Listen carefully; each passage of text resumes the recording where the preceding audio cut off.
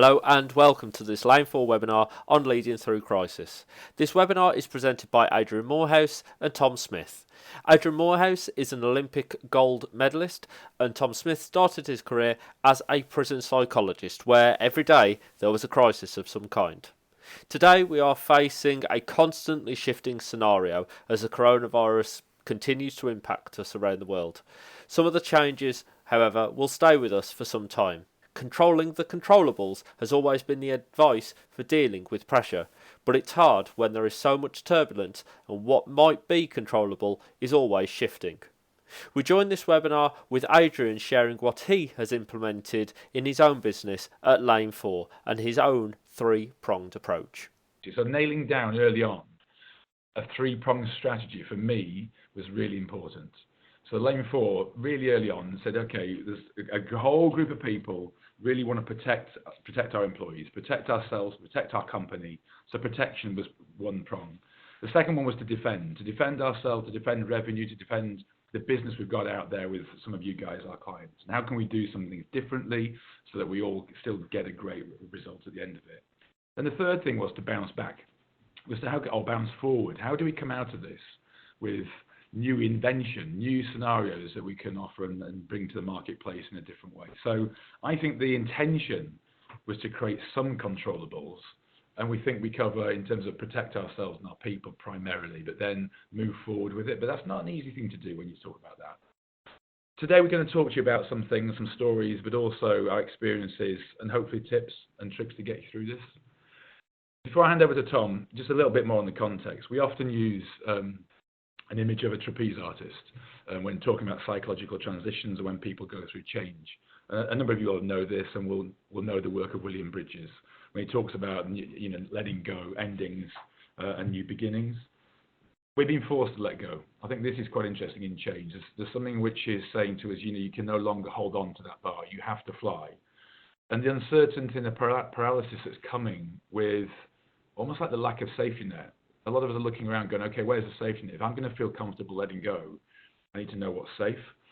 Some of it's cash position. We might go, we've got a strongish cash position. That's some safety. And the government are offering us, every day we're tuning in, finding as much as we can in our safety net. So I think the issue here is that we've been made to let go. The bar has moved. You've got to let go of the bar. You're flying through the air and you're trying to find some form of safety. So in those situations, without freezing and being paralyzed, there are things you need to do. Okay, so over to me. I think one of the things, just to bear in mind, we're going to take you through 6 points. A lot of the stuff should be familiar for you, right? This is common sense, but not always, especially when we're under pressure, common practice. So make a note of the things that you're currently already doing, and maybe one or two things that are new as well. What's stopping you from applying these things? So the first one is manage your state, right? So this is about staying calm, emitting the right message. How you are when you're under pressure sends signals to people in your team. If you feel in control, people will see you in control. They themselves will become more controlled. So it's about managing your state, Adrian. I'll bring you in a minute with some of your experiences. But one of the things to bear in mind as well over here is, what are your strengths, right? And in this moment that you find yourself in, are those strengths necessarily the right ones? And will they help you manage through the crisis? Attention to detail. Some of you will be proud of the fact that nothing in the Excel spreadsheet gets past you because of your attention to detail. Is that what's required when you need to move really fast as a leader, right? So think about those biases that come with a strength at some point that might be working against you at another point in time. If you're aware of yourself and you're managing that state, then you're in a much better position in which to realize what are the things that work for you, work against you. Adrian, any insights for you? Yeah, no, this is quite interesting because managing your state is one of the key things that I learned as an Olympian, actually. So when you're standing in front of a block ready for an Olympic final, you have to manage your breathing, your body, everything that goes with noticing how your body is responding to pressure. But that wasn't just in the moment, but it was also throughout the year. I lived on the dole for most of my swimming career before I got some sponsorship. So a lot of pressures that come with just existing. And I think managing your state for me is, how do you just look after yourself physically? How do you understand some basic meditative techniques? The counting to 10, the sort of breathing slowly, deeply, when you're faced with something that does create a panic response. And so I think that I learned a lot of things about that, but that's why people are saying, look, fit for life, try and manage yourself, even in these times, look after yourself. And when you notice your breathing getting stronger or your muscles tensing up, there are ways of relaxing those things. So go find those for sure. Great. Thank you. Second one over here, be clear on what success looks like. I think I want to spend a little bit of time on that one around what's important over here, because remember, when people are under threat, the long-term ambition of your business and that goal around success becomes less compelling. So whilst you don't want to lose sight of that, you want people to engage in what's going to happen in the next few weeks, because that gives them that sense of what Adrian referred to before, this notion of controlling the controllables. I think one of the things that people really value is this regular reporting the facts, giving a clear direction, and knowing that that might change from day to day. So just because you presented that this week today doesn't mean that you have to put it off, take it off your tick list and move on to the next one and say, I've done that. It's almost revisiting as situations change. And I think worth reminding ourselves, are we communicating enough? Are we giving people enough information for them to feel more in control? And I think the point over there then, think about short-term goals. Think about setting short-term goals that are simple, is it gives you the opportunity to feel good that you've achieved something, that you are in control of something. And more importantly, as a leader, it's an opportunity to say thank you to people. Yeah, no, for me, this is quite important, because having, when the long-term goal seems too far away, and what you're facing with is almost like you're in this 10-foot pit and you can't see any way of getting out. What you need is a ladder, right? But what you don't need is a ladder with a rung near the top. You need a ladder with a rung at foot height, so you can get that first step and then build confidence. That's what builds confidence. So I think what's quite important is to find, as you said, quick wins, short-term successes, and celebrate those very well. And they might not have been big deals when your business was running normally, but they are big deals. They become massive deals, yeah. And this other thing about updating people regularly, I think I'm looking at that quite a lot, because I think reassurance and the regular drumbeat that says, here's when you're going to find some stuff out. You can over-communicate, I think. Yes, communicate as much as you can. Communicate honestly, openly, talk about feelings, but also people need to know when you're going to do it. It's like, so if you're going to send out a note every Monday, Wednesday, Friday, or every Friday, they get used to and expect something. Yeah, so the habit is the most important thing, I think. So, yeah, and then that helps people with choices. And I think you have to, we're going to come on to decision making in a minute, but if you have made a decision, people need to know quickly that decision has been made. So if that drumbeat is in the diary, if you like, so people can hold on to a framework, then that's important to them. Yeah. Right. Build strong support networks. Okay, let's look at that in a bit more detail. So I think we know, certainly from very early days in the work that you were originally doing, Adrian, when Lane 4 was first set up, around the importance of support networks. This notion that you can put people under a lot of demand and actually a lot of constraints, but the one thing that mitigates against the experience of stress is the support that people get. Of course, if people are working virtually, that's harder to do. We've got great examples here in Lane 4 of virtual tea mornings and coffee breaks, etc., just as a way of building that support network that people find critically. It helps with the recovery. Right? A lot of research in this area that the more support that you give people, the quicker they recover when they do go through stress, and there may be some mental well-being issues for them over there. And build trust to create a safe and open environment. Again, how do you do that virtually? It's about the commitments that you make when you do your update around what's happening, that people see that you care for them. Now, I think the main bit around over here, I'm interested in your views, Adrian, on this one, of course, is you will make mistakes. And we'll talk about that afterwards with decision making. When you are going through the crisis that we're going at the moment, it's never going to be a smooth curve. There are going to be ups and downs. The trust then comes that when you do, that you recover very quickly by saying, got that one wrong, we need to move on to the next one. Now that we've got more information, we can make a better quality decision. So the combination of the support networks and the trust that you build by honest communication is an important feature for you to think about. Aid. And this is quite interesting for me because I think having grown up for the first 20 odd years of my life, wanting to do everything by myself and be this sort of rock individual performer, I didn't really understand until I came into business what the value of working with other people truly was. I had networks of specialists that worked with me, but when you start to share at a heart as well as a head level what's important to you, it increases and accelerates your performance actually and your ability to manage. And the trust goes hand in hand with that because you got to share. It's the old Jahari thing. You got to share something. You got to give a little bit of yourself. You got to talk about how it might feel for you, so that people can give a little bit back to you. So I think building trust and building a network, you have to put effort into that, particularly when you're virtual. And my personality type as an introvert, I find that even harder as well. I'd much rather, I'm going to get on with this. I'm going to be steely. I'm going to head on through it. And I'm going to break through it. Well, sometimes you know what, this isn't one you can just push on through in that sort of macho kind of I'm going to drive through this wall. You actually have to put your arm around people and share your ups, share your downs, and collaborate, and you're in it together. Great, thank you.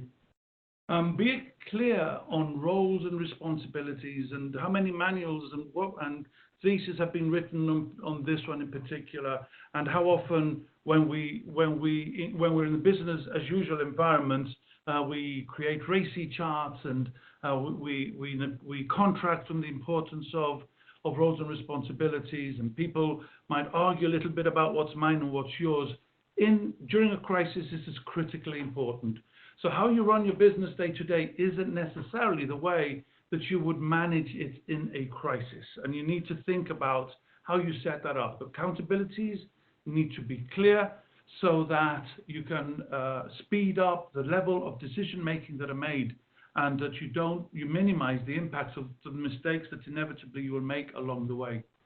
Of course, when you create a great environment, the kind of stuff that Adrian's been talking about, what you're doing is increasing engagements with the organization. I'm sure if you were to do an engagement survey in your organization at the moment, that people would score very, very highly around being taken care of, etc., right?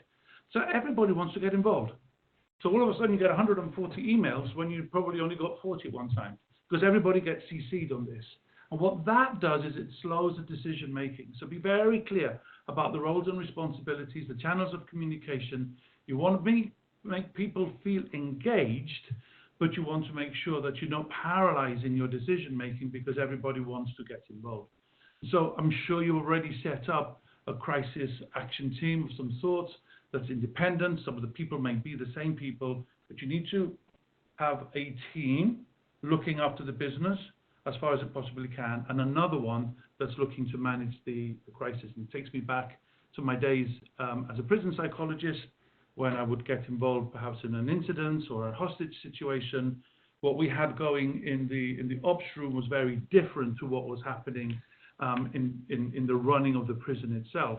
But both of them had to be joined together in some way. It had to be lines of communication, but the authority lay in the person running the particular incident, while somebody else looked after running the prison itself. And there's a parallel for me to that in what's happening currently in businesses. How do you manage both of those and give it the right attention? Aid. I was just thinking about the three-pronged strategy that we've got around protect, defend, and bounce forward. And I think that having people as like a little nucleus that people can gather around and understand who's responsible for each of those three things has been fundamental. And also, as you said, the best will in the world, you cannot do everything. And so to say to somebody that you might be interested and excited to help out on that one, but if your bandwidth, it takes you too far stretched, it will not help us. So you need to vote. You need to go like, not vote with your feet. This is the one I'm interested in. This is what I'm going to really help. But then the rest of the people need to know how to get tapped into that network and that nucleus. So I think that for me, this is fundamental. You need people to know exactly how they connect into the plan. Great. Collaborate effectively. So let's look at that in a little bit more detail as well on that one. Everything you can do to remove obstacles to make it easier for others. Again, aid the decision making, aid the social support, anything that you can do to support that, that's important. The thing to bear in mind with this, that some of the obstacles are actually our egos. right? The role that we have in the organization. The fact that we may be having to collaborate with somebody who we don't normally get on so well in the organization. Or that somebody may be more junior than us in the organization, telling us, not asking us, telling us to do things in order to move things swiftly. So think about how we perceive ourselves in those situations and what we give away in order to collaborate. Because when you think about some of the national disasters that have happened, a lot of the research has come from there. When they are effectively managed and when they're resolved very quickly, it's because of the collaborative network that's been created and very quickly. And people aren't proud about their patches, if you like. So it's no time for heroes. Don't be the bottleneck in the decision making. Think about those times in the business as usual days when that may have been the case. Now it's not that maybe this is an opportunity for you to correct some of that, and because you can't afford to be that bottleneck over there. And what resources do you have that might benefit someone else? I'm in the context of Lane 4. Just amazing how people who may not be so busy on one thing at the moment, as we turn things into more virtual programs that we're having to redesign, how many people are propping up to say, I'll help you with this. Do you need more time for that? Do you need a little bit of this? And that's what you want, is to be able to share those resources when they become available. It's interesting because I think that sometimes business as usual, you have pigeonholed people and you think they only do one thing. And actually, it's times like this when you do need people to put their hand up and say, look, I don't know if you know this, but I've got this skill as well, this strength. And to be able to feed that in and people be comfortable to do that and say they've got something that they can add value. The other thing about the No Time for Heroes is interesting because I think during the last recession, it was one of the things I noticed in a couple of organizations where the most senior leaders felt they had to do it themselves. They pulled up the drawbridges almost. They felt like because of that responsibility, they had to carry the weight on their shoulders. And it really made a couple of guys I know buckle quite heavily, rather than sharing it out, because you've got some very bright people work for you, people who you don't need to withdraw responsibility from them. You don't need to pull it all up and say, yeah, we're going to take the organization through this. You will burn out. It will not work, and you will not access all the best people in your organization. So please, please, please make sure you keep on sharing that leadership responsibility out. Do not pull up the drawbridge thinking you've got to do it all yourselves, even though you might feel morally responsible. You have to share it. So that's the kind of big thing I'd ask, because I saw a couple of guys buckle during the recession on that one. Okay. Don't wait. Make quick decisions. And I think this is the important thing in a crisis situation. Okay, we talked already about it. Just like the first point we made, being calm allows you to make better quality decisions. They're less biased. But you need to act on basis of the information that you have, and information that changes quickly. So Aid's example before the recession, got good models of how that works, right? So you've got good data, good models, good leadership, learned a lot, you can make quite rational decisions very quickly. When you are in this chaotic world that we find ourselves in, you almost have to act first, then make sense of the information, collect more information, adjust the decision that you've made. And so that is one of the first lessons I learned when I was learning being a hostage negotiator, was there's no right or wrong decision very often. You just have to make a decision. You can't rely to get 100% information to give you the certainty of the decision that you need to feel safe. You're going to have to take a risk. You've got the right support network around you. You've got the right level of collaboration happening with you. Then you make the information with confidence and you correct it very quickly. You don't stick to that decision if it turns out pretty quickly that it might be the wrong one. So I think that's a really, really important one that comes together with, if you like, an amalgam of all the things that we just talked about just now. As time progresses and you have more information, then the gap between those decisions become longer. The quality of the decisions that you make become better and more thought through. But in this initial phase, just revisit those decisions with good data as often as you possibly can. Yeah, no, it's just making me think about the three teams we set up again, and that I want and I need those guys to not have to come back to the board, for instance, to make decisions and have me sign things off. It's not going to work. And so I need people to feel like they can make decisions and then flick it back up. But it might be on a daily response, daily. At the end of the day, come back and say, "There's a decision I've made," and just check in, and then make a move, and then go the next day. The other thing that's interesting, I think, on this one is, we're all tuning in to the Downing Street announcements at 5 o'clock or whatever it is, and I heard things 3 days ago that made me take some action, and then the day after I heard something else about the £330 billion loan, and I went, okay, that's interesting, if that's true. And then now trying to wait for those things to happen, I'm still having to make decisions, even though I know there'll be something else announced tonight. So that's quite interesting, but we all have to move quickly. Okay, good. So 6 tips, a lot of things that you're probably already very aware of, but not necessarily putting into practice. What better time to do that than do it now in the current environment that we find ourselves? Manage your states. Make sure that you feel in control and calm. Be clear what success looks like, success in managing the crisis versus the long-term success of the business, the opportunity to reward and thank people and praise them by achieving short-term goals. The importance of strong support networks for yourself as a leader, for your colleagues, for your clients as well. Think about them. Clarity of roles and responsibilities so that you declutter things that are important around decision making. The importance of collaborating and not letting old habits and old ways of looking at people and organizations and in the organization so that you can collaborate more effectively, all aimed at helping you make quick decisions with minimal information that you have to buy you time then as the situation changes that you're better at what you're doing. Okay, so look, I think opening up now for questions or any comments, actually. People share with us what's been going on for them, and we'll try and pick up and make it conversational. Okay, so I'm seeing them as they come in. I'll pick each one as we go, but as they come up quicker, we'll have to aggregate them.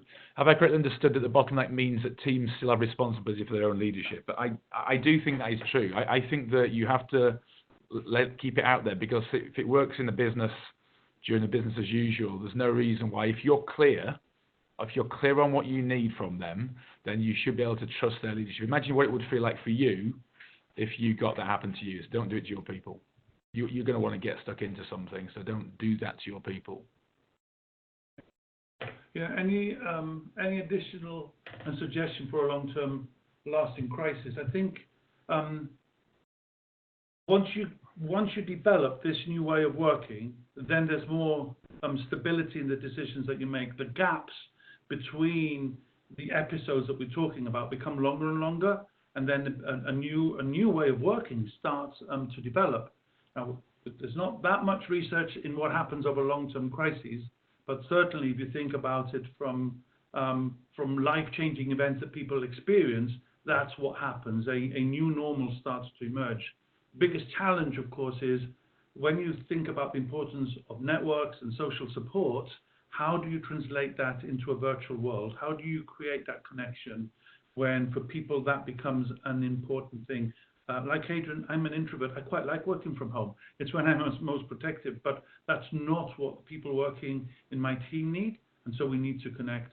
And over time, what will happen is a new way of making sense of the way that you work becomes important. It's quite interesting because after the recession, people talked about the new normal, and I think we had a lady called Jill Hicks who was part of the bombings in London, and she talked about not being able to walk after that situation and having to. It was the most powerful speech I've ever heard, actually, about coming to terms with her new normal. And I think that if you can start to think about that now, I know it's not easy, but everything I've said, even in the last 2 or 3 years to the guys here, has been we have to be relevant. If we're offering a service or a product or anything to our customers, to the world at large, it's got to be relevant. So the context is everything, and you're trying to deliver something here and now, but also you've got to try and second guess a little bit for the future and think about what will be relevant, what is relevant, how much of this will become a new normal. And I am actually quite excited to, as it comes through, how we will do business differently. I think as leaders, the way we interact with our communities, our suppliers, the whole network of the future of leadership is about looking after our society. And I think this will radically change that. And I'm really chuffed about that, to be honest with you. So survive it and thrive, but you have to be relevant. And so context is everything. And I guess it's the difficulty is, as you know, as a business owner myself and leader, is financially you have to be secure and stable as you can be. And I think that is really hard right now for people. I do not doubt that people are struggling with something right now, which is a payroll, which is a salary bill, which is get the government telling me to keep people on the payroll, but I ain't got any money. When's that loan going to come through? So I think there's something about, working hard to create your own situation, but get people in the conversation. That's quite important. And that's a big role that the HR function can play. Because I think at times like this, if you can set up some of these informal networks, technology now, right? Whether it's Skype or whether it's Teams or whatever technology that you use, how can you get people to connect virtually? So one of the challenges we are facing ourselves is a lot of the work that happens, a lot of the conversations that happen in Lane 4 will happen over lunch. We've got an atrium area, that's where people get together from different functions, they catch up. Or in the kitchen where we're making a cup of coffee. And you connect with people because the building is being designed so that we have to walk through those places and knock into each other and have those conversations. If HR or any part of the business, but I think HR plays a critical role in making this possible, what are the opportunities that you have that you can create that in a virtual space? So what times in the day can people get together to have those conversations? Okay, I think we'll try and answer all the questions, as I said, and send out an email afterwards. But I really hope you've enjoyed being on. I think it's been, for all of us, it's about connecting. It's about creating a sense of community that we're in it together. Look, personal resilience is how we started Lane 4, and organisational resilience, it's in our DNA. It's all related to psychology of performance. There's a lot of stuff out there. I'm on LinkedIn. I see loads of information, loads of help that people are trying to offer each other. I want to try and cut through that. I don't want to just add to the morass of stuff, but give you resources that you need and a place to come. So, look, if you need any more from us, there'll be more coming out through, and you'll find out through LinkedIn or Twitter or from the personal connections in Lane 4. But if you do want to email me directly, just do that. That'll be fantastic. Thank you for being here. Thank you.